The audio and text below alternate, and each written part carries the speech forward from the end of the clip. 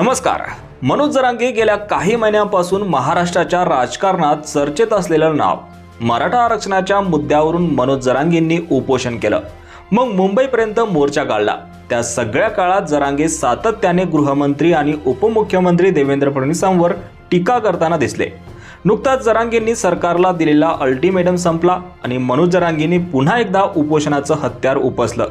याच दरम्यान एका नाट्य निर्मात्याची फसवणूक केल्याप्रकरणी न्यायालयानं जरांगे यांच्या विरोधात अटक वॉरंट काढलं. पुण्यातील एका नाट्य निर्मात्याची फसवणूक केल्याप्रकरणी मनोज जरांगे यांच्यासह अन्य दोघांविरोधात पुण्यातील कोथरूड न्यायालयात गुन्हा दाखल करण्यात आला. याबाबतच्या सुनावणीसाठी जरांगे गैरहजर राहिल्याने अटक वॉरंट काढला गेला. याच सगळ्या मुद्द्यावरून जरांगेंनी उपोषण सोडताना उद्धव ठाकरेंवर संशय व्यक्त केला. तक्रार करणार ठाकरे गटाचा माणूस असल्याचं जरांगे म्हणाले. इतकंच नाही तर उद्धव ठाकरेंनीच त्याला सांगितलं असावं अशी शंकाही जरांगेंनी व्यक्त केली.